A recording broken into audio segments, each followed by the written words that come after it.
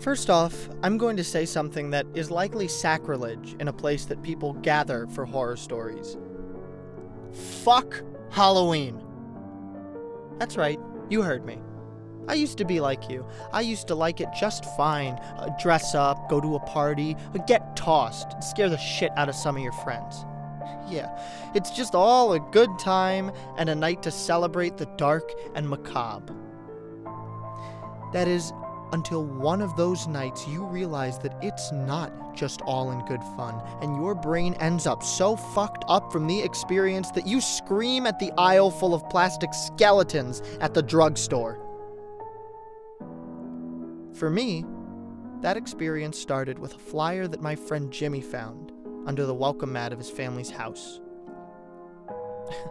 I can still remember him running up to me with that shit-eating grin on his face, like he just found the golden ticket.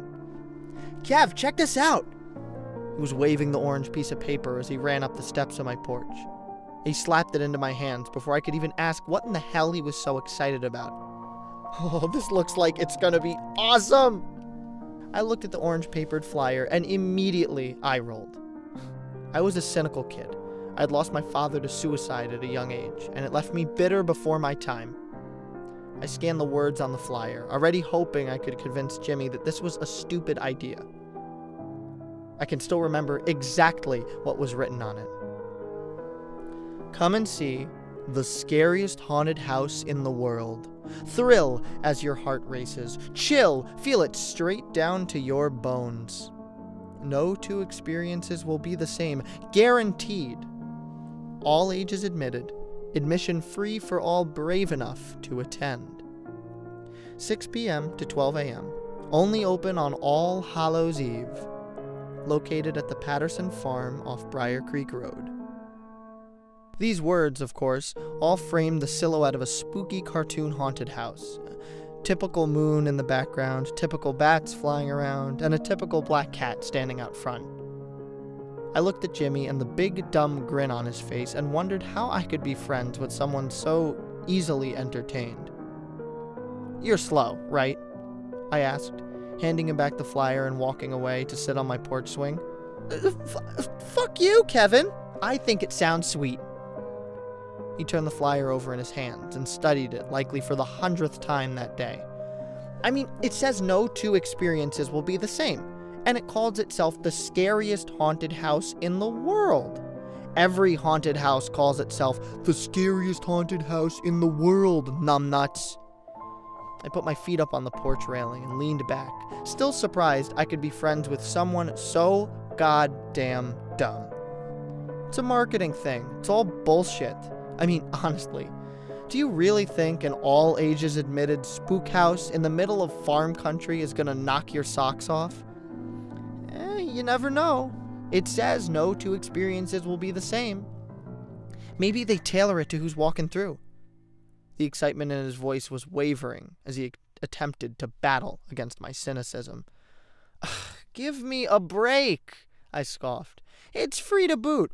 It's probably going to be a bunch of cheap plastic props some farmer dug out of his garage and a Sounds of the Spooky mixtape." All right. Alyssa already said she is down to go. Finally, Jimmy had something that had perked my interest. Motherfucker pulled the trump card of Alyssa. She started at our high school a few months earlier and was easily one of the best-looking girls I'd ever seen. Jimmy and she actually became somewhat friendly after he helped her get caught up in English. He never made any kind of move on her because he knew very well I was crushing hard for her. I sat up with a stone face and looked him dead in the eyes. "Really?" "Mm-hmm. Her brother's having a party at 9, but she said we should head up super early, beat the crowd, then go to the party." Jimmy held up the paper next to his face and smiled. "Let's have some fun. What do you say, you dick?" Of course, my dumbass said yes, or I wouldn't be here telling you this story, now would I? Alyssa had borrowed her parents' car, and we rode up to Briar Creek Road. We made the turn onto the property of Patterson Farm about 6:15. Jimmy and Alyssa were both excited as we drove up, and I was wondering how exactly they could be so naive. We were 16 at this point, and they were both acting like they were 7. You can imagine my smug satisfaction as we pulled up to what was easily the most empty and pathetic-looking haunted house I'd ever seen in my life. It basically looked as if someone had strung together a bunch of ready-to-build kit sheds into a 5x5 square and painted the whole mess black. There were cheap cobwebs and plastic bats that hung from the outside, and a homemade sign dangling from above the door that read, "Welcome to Patterson Farms, scariest haunted house in the world." The most telling part was the lack of customers. There were no patrons lined up outside to take the trip through, and it being Halloween night, and this being a town without a whole lot to do, it looked as if Jimmy and Alyssa were the only two to get suckered in. "Oh my god, are you fucking serious with this?" I shouted out, laughing and pointing in the direction of the haunted house. "Look at this place!" I clapped Jimmy on the shoulder. "Oh, I told you, dude. I fucking told you." "Maybe all the good stuff's inside," said Alyssa. "Some of the haunted houses back in Kentucky looked like shit till you got inside of them." Her voice was uncertain, but she smiled in Jimmy's direction. "Could be." Jimmy was already trying to figure out a way to justify coming to that wreck.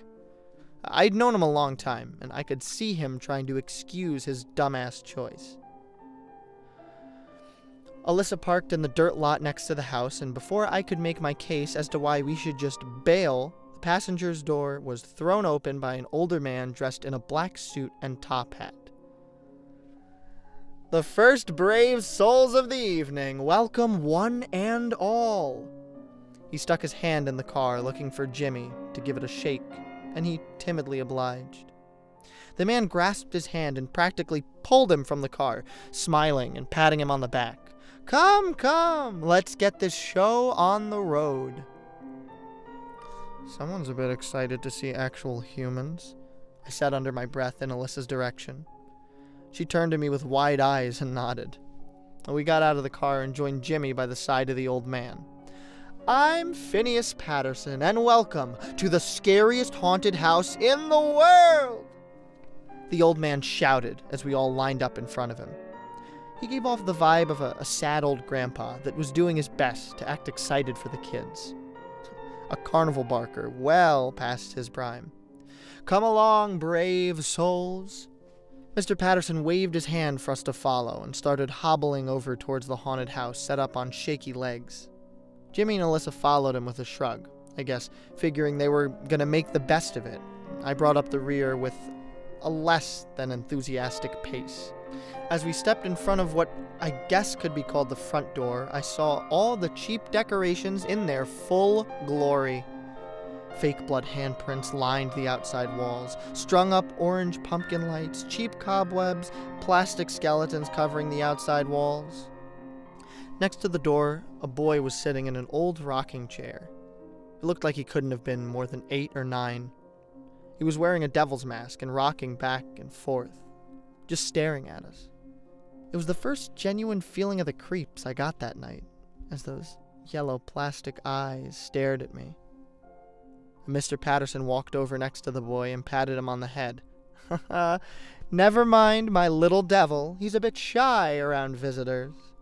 He flashed a yellow, toothy smile. "All right. Who's heading in first?" "First?" Jimmy asked.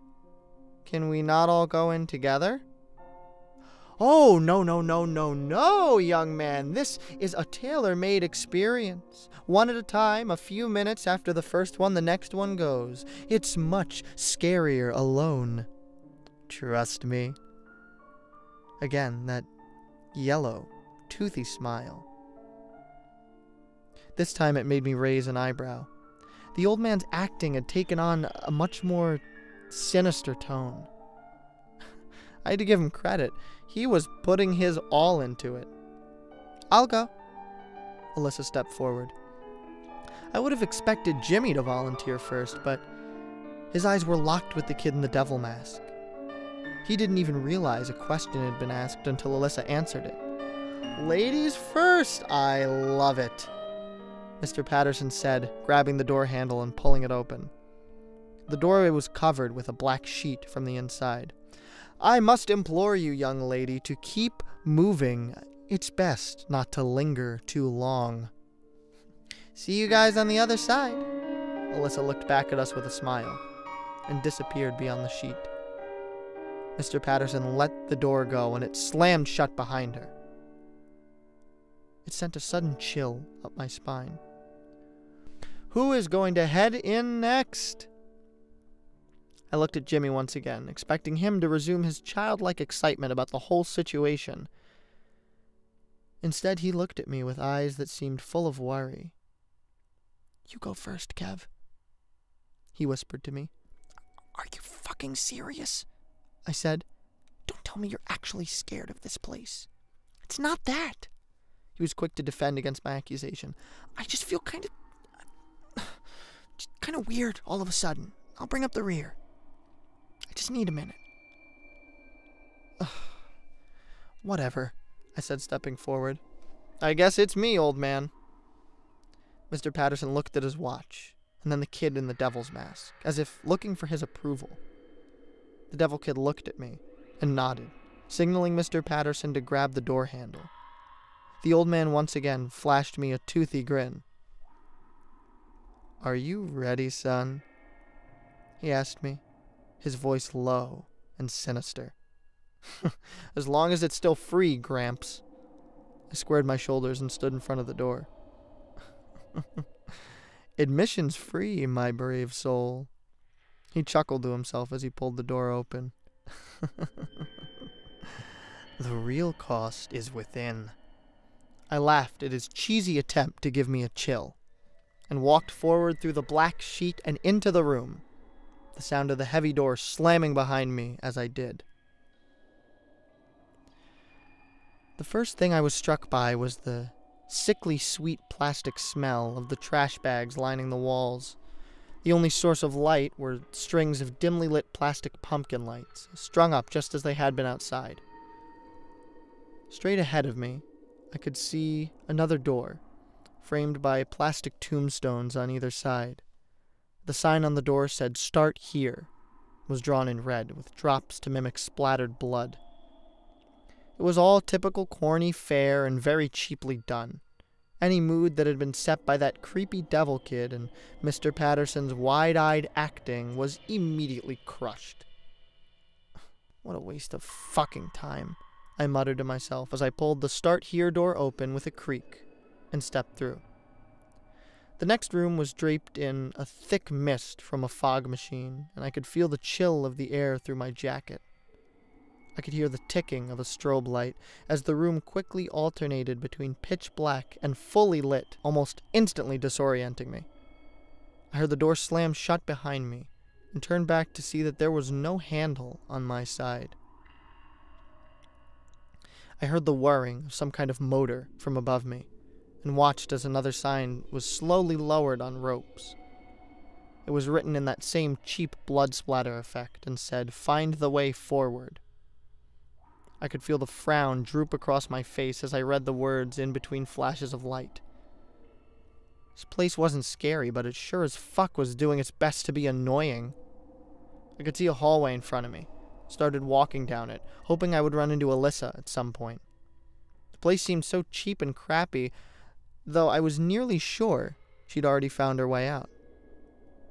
More cheap plastic skeletons lined the hallway, and at the very end there were two hanging on opposite sides of another sign. Each one was posted to pointing in a different direction.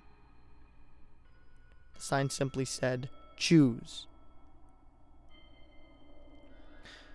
I'm not sure what would have happened if I'd gone right. I like to think that I would have walked out the door into the low light of dusk, disappointment firm on my face, feeling righteous in my earlier annoyance with the evening's activity. I went left, though, and what was waiting for me to the left,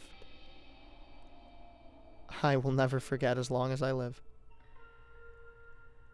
I saw a wooden door that looked oddly familiar. I stood staring at it for a few seconds, trying to shake off the sense of déjà vu, before reaching for the brass handle and giving it a twist. Beyond there was no plastic trash bags or skeletons, no strobe lights or rubber bats on strings. It was just a room. A little kid's room.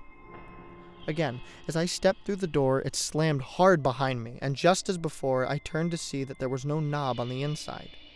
There was another sign on the inside of the door, though this one that made me feel greatly more unsettled than I was expecting that night. This sign simply said, Kevin's room, and it was framed with rocket ships blasting off towards stars. I made that sign when I was 6. It was the sign that hung over my bedroom in our old house. The house where my father had killed himself. I looked around the room and realized that it was exactly the room I had back then. Even the toys scattered across the floor were my toys. I swallowed hard, feeling the lump in my throat. I was overtaken by a feeling of both dread and utter confusion. Kevin! I heard a man yell from outside the door. Kevin, you little snot-nose, I told you to pick up your goddamn toys in the living room! It was my father's voice, and as the door swung open, there he was, larger than life and exactly as he was the last time I saw him. He swayed back and forth as he stepped forward into the room. The stink of booze wafted from him as he got closer and closer, continuing to grumble something about those damn toys. I backed up, just like I would have when I was little. I was scared of what he might do.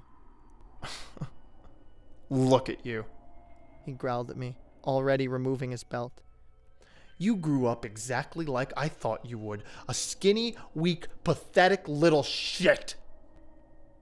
He folded the belt in his hands and cracked it hard against the bedpost. My back hit the wall and I felt completely lost. It was impossible. He was dead. He'd been dead for almost 10 years. This isn't fucking real! You're gone and I haven't had to deal with your bullshit in forever. You are a drunk and a coward, and I'm glad you're dead. Do you hear me, Dad? You fucking bastard, I'm glad you're dead! As the last words left my mouth, I watched his face fill with sorrow. He dropped the belt on the floor and looked at me in the eyes as he reached behind his back. Slowly, he pulled out a chrome .38 pistol out from behind his back and put it to his temple.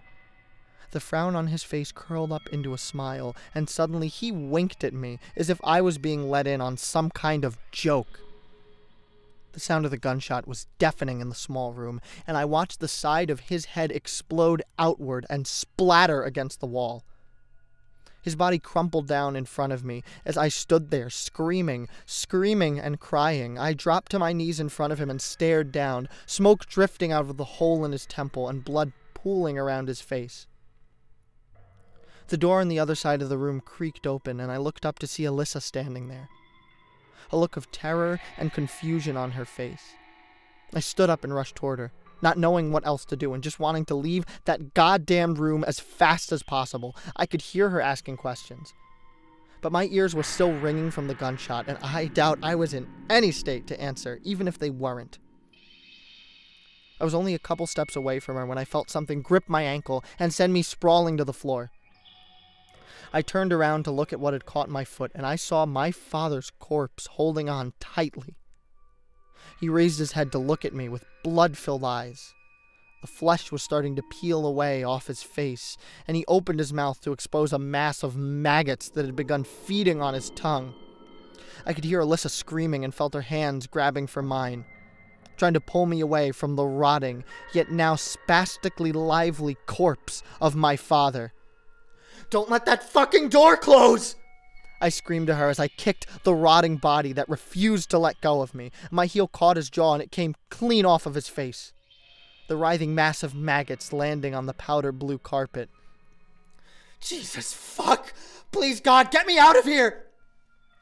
I shouted more as Alyssa pulled. You're just like me, I heard my father somehow say, in a gurgly, failing voice.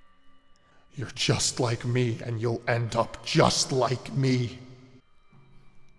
With my other foot, I kicked at the hand that was holding me and watched the fingers come apart like wet paper. I got free and Alyssa pulled me to my feet, nearly yanking my shoulder from the socket. I could hear my father's guttural, drunken laughter echo in the room, even as his body fell apart, as it was devoured by the maggots it seemed to be hosting. Nothing but food for the flies.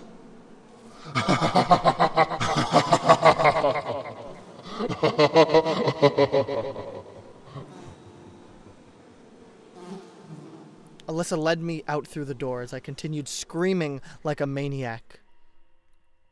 I could still hear the laughter behind me as the door slammed shut.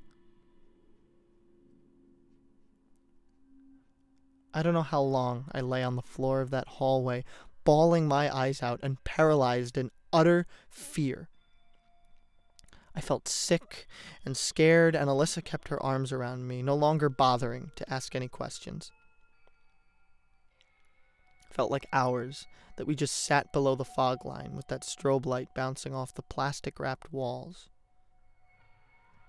When I finally got myself collected and on my feet, Alyssa stayed close, her arms still wrapped around me. We need to get the fuck out of here, I said, wiping the tears from my face and trying to act tough once again.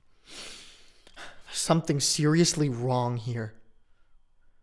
She shushed me and ran her fingers through my hair in a way that should have been relaxing, but somehow made me feel unsettled. She was acting far too calm for what we had just seen. Why are you so goddamn chill? I said, pushing her away from me and looking at her. She looked stoned, a relaxed and easy smile on her face. I'm just happy I finally get to have some time alone with you. She moved closer again, her hand caressing my cheek. Oh, I've always liked you so much, Kevin. But Jimmy is always hanging around. It's nice, it just being us. Alyssa, why are you telling me this now? She was grinding her body up against me, and I could smell her shampoo as she nuzzled her face into my neck. Her lips kissed softly as her hand suddenly slid down my body and over the crotch of my jeans. I let out a slight moan as she started to rub. Do you want me, Kevin? I know you do, she whispered in my ear, grazing her teeth over the lobe as she finished. I could hear something rapping against the wooden door that led back to the place where we left the body of whatever was pretending to be my father. Alyssa stepped back from me again, started to take off her shirt, but I reached out a hand to stop her. Despite whatever raging teenage hormones I may have, even I knew something was completely off. We have to get the fuck out of here. What are you doing? I said sternly, grabbing her by the wrist. She took my hand and backed away, further off down the hall. Tears suddenly started to fill her eyes. Are you rejecting me? How could you do this? Don't you like me? Don't you want me? Her suddenly shrill scream filled the hallway as she began peeling off her clothes frantically. I watched as she stripped down to her underwear in stunned silence. The rapping on the door next to us became more and more intense with each layer she removed. Alyssa, what the hell is wrong with you? I was in a panic. I wanted to run, but I didn't want to just leave her there naked in that hallway. I tried to run over to her, but she pushed me away, screaming. She began to claw at her skin, leaving long, bleeding scratch marks over her chest and stomach. Don't you think that I'm fucking beautiful, Kevin? Beautiful, Kevin? She was tearing chunks of her own flesh off now, discarding them on the ground with her clothes. Is this what you want from me? I watched in abject horror as she finally peeled away the skin from her torso, exposing the bleeding muscle beneath. Fat and sinew flew off her shredded body as she removed more and more of her skin. The rapping against the door grew louder and louder, sounding more like someone slamming all their weight against the door as she screamed and cackled like a maniac. Fear overtook me, and I turned to run down the other hallway towards what I hoped would be the exit. I felt her slimy, blood-drenched hand reach out and grab my arm lightly before she slammed me up against the wall with more strength than I could have imagined. I wheezed as all the air left my lungs, and I felt her body, now naked of most its skin, press against me. She once again nuzzled her face up to my neck, and I gagged, feeling her shredded flesh pressed to my body. "Don't you want to fuck me, Kevin?" "Fuck me, Kevin," she whispered, finally leaning back far enough that I could see her face. The skin began to slough off her face, leaving bulging eyeballs and an exposed, blood-stained skull. Her lipless mouth opened, and she leaned in to kiss me with a protruding tongue. I pulled all my strength and finally shoved her away from me, leaving her staggered enough that I could break into a sprint. I could hear her wailing and cackling behind me as I ran through the disorienting fog and strobing lights, looking for some way out of that fucking maze. I saw more signs, but ignored any that didn't say exit. I didn't want any more. The spook house won, and I was fucking terrified beyond anything I had ever felt. It seemed never-ending, and grew more and more disturbing as I ran. The plastic skeletons hanging from the walls were now limbless corpses with dangling entrails, and the trash liners on the walls felt slick with slime and blood every time I ran into one. My heart was racing. With each corner I turned, I only found another hallway. I became convinced I was going to die in there. The voices of both Alyssa and my father followed me as I frantically searched for some way out. "Don't you want me?" Just like me. "Kevin, this is meant to be." Food for the flies! Food for the flies! I clapped my hands over my ears, trying my best to block them out as I filled the air with the sound of my own screams. I thought I was going to lose my mind and nearly lost all hope when I suddenly came to a hallway that was a dead end. There was one last sign above the door. It was written in the same cheesy, spooky writing, blood drips and all, and appeared black in the strobing lights. Exit. I laughed maniacally and ran up to the door, pulling on it in the vain hopes that it would just fly open and I would be greeted by the chill air of the October evening. It didn't move, though. No matter how much I wrenched on the door handle, it wouldn't budge, and I could hear the voices getting closer behind me. "You're getting under my skin, Kevin." You're going to rot with the maggots, son. They sounded like they were right behind me, but I couldn't bring myself to look. I just kept pulling the door handle and screaming out for someone to save me. I could feel every nightmare I ever had breathing down my neck, laughing, screaming, and preparing itself to pull me apart, body and soul. I heard one final voice, the voice of a young child. "Turn around," was all it said. Slowly, I turned my head to look and saw the boy in the devil mask standing a few feet from me. Behind the rubber demon's face, I knew he was smiling. "What the fuck do you want from me?" I shouted, my voice lacking any hope. The boy just stood there, staring with dead yellow eyes as the entire world fell silent. "Boo!" he suddenly shouted, lunging forward and startling me into the door.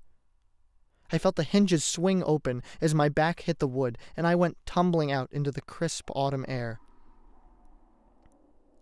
As I fell backward onto my ass into the dirt, I heard the door slam shut, as the faint giggling of a child's laughter could be heard behind it. I sat there, unable to process that I was even free as I stared at the outside of the spook house. The fake plastic skeletons and pumpkin lights still strung up around the outside. "Kevin!" I heard Jimmy shout from what seemed like miles away. I only realized he was right next to me when he grabbed me under my shoulder and tried to lift me to my feet. Dude, are you okay? I stared at him with a blank expression on my face, trying to find words to explain what had just happened to me. Behind him, I could see Alyssa, her head hanging down and her face solemn and broken. And I knew what I'd seen inside the haunted house hadn't been her at all. We need to go, I whispered. I could hear Mr. Patterson standing by the door, laughing a sly little laugh. We need to go now. Was it that bad? What happened in there? I was feeling sick and I never actually went in. Couldn't be that bad. Jimmy's voice was making my head hurt and I wanted to leave. I just wanted to get as far away from that place as possible. It was all bullshit, I heard Alyssa say, her eyes locking to mine as I looked up at her. It was just a bullshit haunted house that wasted all of our time. Kevin's right. We need to go now.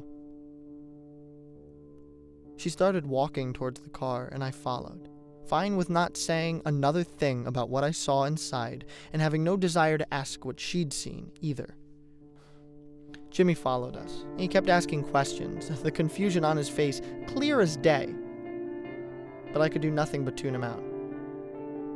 As we got in the car and drove away, I saw Mr. Patterson standing by the door, waving us goodbye. The little boy in the devil mask standing at his side. When we got back to school, Jimmy told people we had gone, but no one else had gotten a flyer, and no one knew that there was ever even a haunted house up at the Patterson farm. People asked Alyssa and I both what happened, but we never said a word about it. And when people got bored of asking, I thanked God. One of the last times someone tried to ask me about it in class, I ended up shouting at them to stop asking me about Patterson's fucking farm. The teacher overheard the exchange and asked what it was all about. I tried to tell her it was nothing, just something that happened up at a spook house at Patterson Farm on Halloween. I can still remember the confused look on her face as she told me that there was no haunted house at Patterson Farm. In fact, she said that the place had been abandoned for over a year, ever since Phineas Patterson had died.